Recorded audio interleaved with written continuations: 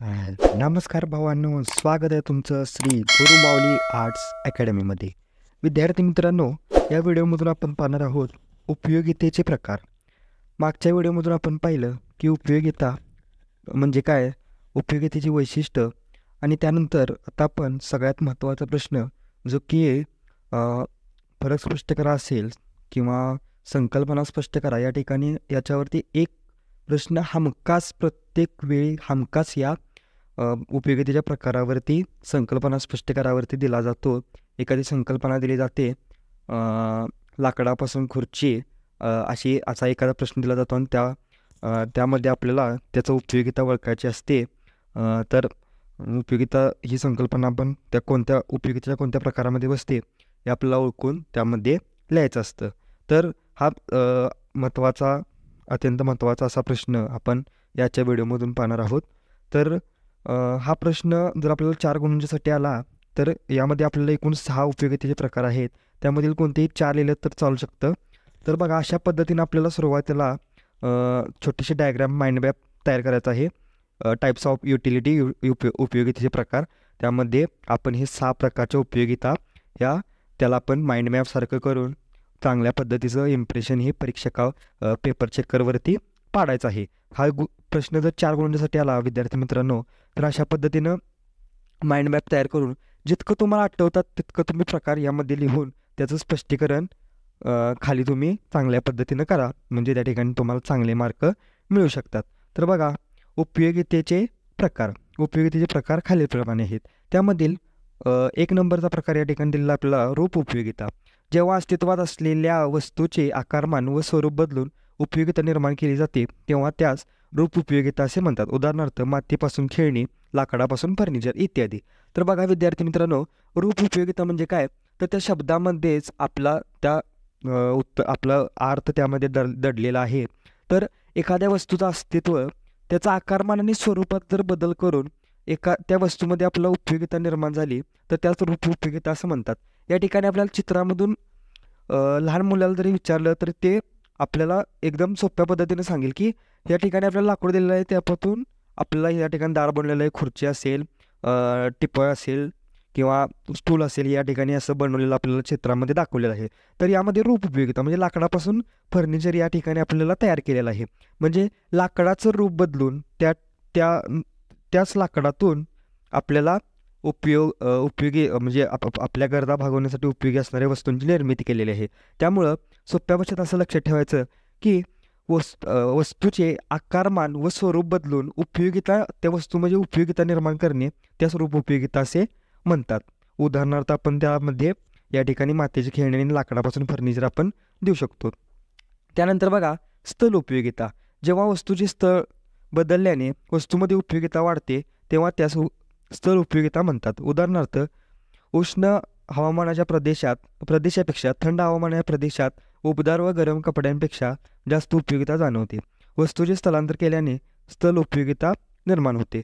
तर विद्यार्थी मित्रांनो बघा, एखादी वस्तू बनते एका ठिकाणी आणि ती विकली जाते दुसऱ्या ठिकाणी, म्हणजे त्या ठिकाणी त्या ज्या ठिकाणी स्थानिक बाजारपेठ आहे तिथं जितकी उपयोगिता किंवा तिथं ज्या ठिकाणी तितकी उपयोगिता जाणवत नाही त्यापेक्षा दुप्पट उपयोगिता त्याचं स्थळ बदलल्यानंतर त्या ठिकाणी आपल्याला जाणवत असते. त्यामुळं या ठिकाणी आपल्याला भारी उदाहरण दिलं की उष्ण हवामानाच्या प्रदेशापेक्षा थंड हवामानाच्या प्रदेशात उबदार व गरम कपड्यांमध्ये जास्त उपयोगिता जाणवते. म्हणजे आपण जर पाहिलं तर आपण एखाद्या प्रदेशामध्ये जर उबदार कपडे जर घातले तर त्या ठिकाणी हवामानाचा विचार करता त्यापेक्षा जास्त उपयोगिता ही आपल्याला बर्फाच्छादित प्रदेशामध्ये किंवा थंड हवामानाच्या प्रदेशामध्ये त्या कपड्यांमध्ये जाणवणार आहे. त्यामुळं आपल्याला या स्थळ उपयोगितेचं सोप्या भाषेत असं समजून घ्यायचं आहे की एखाद्या वस्तूचं स्थळ बदलल्यामुळे त्यामध्ये वाढणारी अधिकची गरज किंवा अधिकची उपयोगिता म्हणजे स्थळ उपयोगिता असे आपण त्याला म्हणतो सोप्या भाषेत. त्यानंतर बघा, 3 नंबर, सेवा उपयोगिता.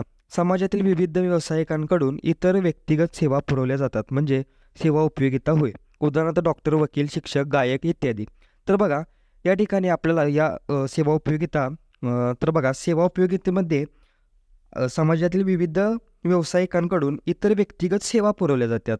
म्हणजे या ठिकाणी व्यक्तीच असते ती आपल्याला एखादी गरज आपली पूर्ण करत असते किंवा सेवा पूर्ण आपली करत असते. त्यामध्ये आपल्याला डॉक्टर असेल, वकील असेल, शिक्षक असेल, गायक असेल, अ, किंवा आपण मनोरंजन करणारे असतील, हे आपल्याला सेवा पुरवत असतात. त्यामुळे यांना आपण सेवा उपयोगिता असे म्हणतो. त्यानंतर बघा 4 नंबरची उपयोगिता आहे ज्ञान उपयोगिता. यामध्ये जेव्हा उपभोक्ता विशिष्ट वस्तूबद्दल ज्ञान प्राप्त करतो तेव्हा त्यास ज्ञान उपयोगिता असे म्हणतात.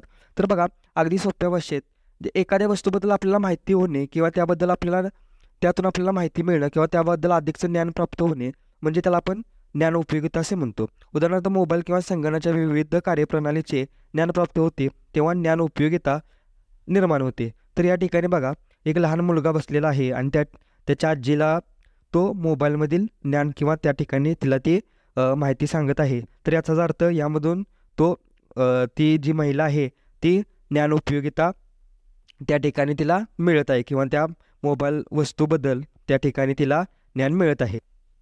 त्यानंतर बघा स्वामित्व उपयोगिता. तर बघा वस्तूची मालकी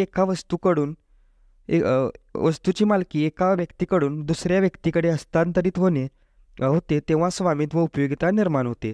तर बघा या ठिकाणी स्वामित्व उपयोगिता म्हणजे काय, तर एखादी वस्तू आहे तिची मालकी दुसऱ्या व्यक्तीकडे जाणे किंवा त्याच्या हातून ती वस्तू दुसऱ्या व्यक्तीकडे हस्तांतरित होणे तेव्हा त्याला स्वामित्व उपयोगिता असे म्हणतात. तर उदाहरणार्थ आपण हे बघा विक्रेत्याकडून ग्राहकाकडे वस्तू हस्तांतरित होते. म्हणजे एखादा विक्रेता आहे त्यानंतर ते ग्राहकाने ती वस्तू विकत घेतल्यानंतर या ठिकाणी आपल्याला स्वामित्व उपयोगिता ही दिसून येते. त्यानंतर बघा काल उपयोगिता म्हणजे काळ बदलल्याने काळानुसार वस्तूमध्ये उपयोगिता निर्माण होते त्यास काल उपयोगिता असे म्हणतात. उदाहरणार्थ विद्यार्थ्याला सुट्टीच्या काळापेक्षा परीक्षा काळात पाठ्यपुस्तकामध्ये जास्त उपयोगिता जाणवते. तसेच वस्तूची साठवण करून आवश्यकतेनुसार दुर्मिळतेच्या काळात वस्तू वापरण्यासाठी उपलब्ध करून देणे म्हणजे काल उपयोगिता निर्माण करणे होय. उदाहरणार्थ रक्तपेढी. तर बघा काल उपयोगिता म्हणजे काय, तर ते काळानुसार त्यामध्ये आपल्याला अधिक उपयोगिता जाणवते. म्हणजे आपण आत्ता आपल्याला पुस्तकामध्ये जाणवणारी उपयोगिता आणि परीक्षा जवळ आल्यानंतर त्यामध्ये जाणवणारी उपयोगिता यामध्ये जमीन आसमानचा फरक आहे. त्यामुळे काळानुसार त्या वस्तूमध्ये बदलणारी उपयोगिता किंवा त्या वस्तूची बदलणारी किंमत असेल, किंमत म्हणता येणार नाही त्याला, आपली वस्तूबद्दल असणारी गरजेची तीव्रता असेल, याचा विचार केला तर त्या ठिकाणी आपल्याला काल उपयोगिता ही अशा सोप्या पद्धतीने आपण समजू शकतो. तर बघा विद्यार्थी मित्रांनो, आजच्या या व्हिडिओमधून आपण उपयोगितेचे प्रकार अभ्यासले. याच्यावरती आपल्याला संकल्पना स्पष्टीकरणामध्ये मगाशी सांगितल्याप्रमाणे आपल्याला प्रश्न विचारले जातात. आपण स्वाध्यायामध्ये आता पाहत आहोत की उदाहरणांच्या आधारे संकल्पना ओळखून ती पूर्ण करा. सलीमने हिवाळ्यात तिच्या वडिलांना स्वेटर खरेदी केले. म्हणजे या ठिकाणी काल उपयोगिता यामध्ये जाणवते. हिवाळ्यासाठी वडिलांसाठी स्वेटर खरेदी केलेला आहे त्यामुळं स्वेटरची उपयोगिता आपल्याला काळानुसार ती जाणवत असते. म्हणजे उन्हाळ्याच्या दिवसांच्या पेक्षा ती हिवाळ्यामध्ये आपल्याला जास्त जाणवणार आहे त्यामुळे त्या ठिकाणी आपल्याला काल उपयोगिता म्हणावी लागते. त्यानंतर निलेशने त्याच्या बहिणीकडून दागिने खरेदी केलेत. म्हणजे निलेशने त्याच्या बहिणीकडून दागिने घेतलेत. म्हणजे बहिणीची जी मालकी होती त्या दागिन्यांच्यावरती ती निलेशकडे हस्तांतरण झाली. त्यामुळे या ठिकाणी स्वामित्व उपयोगिता या ठिकाणी आपण त्याला म्हणू शकतो. त्यानंतर बघा ललिताने वही व पेनचा वापर करून निबंध लेखनाची गरज पूर्ण केली. या ठिकाणी आपण हे उपयोगितेवरती हे आपल्याला संकल्पना दिलेल्या आहेत. तर आय होप विद्यार्थी मित्रांनो या जे उपयोगितेचे प्रकार आहेत त्यावरती आपल्याला हमखास संकल्पना स्पष्ट करा असेल किंवा 4 गुणांच्यासाठी उपयोगितेचे प्रकार स्पष्ट करा असेल, यामध्ये हमखास प्रश्न दरवर्षी विचारला जातो. त्यामुळे हे उपयोगितेचे प्रकार तुम्ही चांगल्या पद्धतीने समजून घ्या. अशा पद्धतीने तुम्ही डायग्रॅम, याला आपण नोट्ससुद्धा म्हणू शकतो, ही डायग्रॅम तुमच्या डोळ्यासमोर कायम ठेवा. यांचे उदाहरण व्यवस्थित समजून घ्या. आणि जर व्हिडिओ आवडला असेल तर व्हिडिओला लाईक करा, चॅनलला सबस्क्राईब करा. काही शंका असेल तर कमेंट बॉक्समध्ये लिहा. धन्यवाद.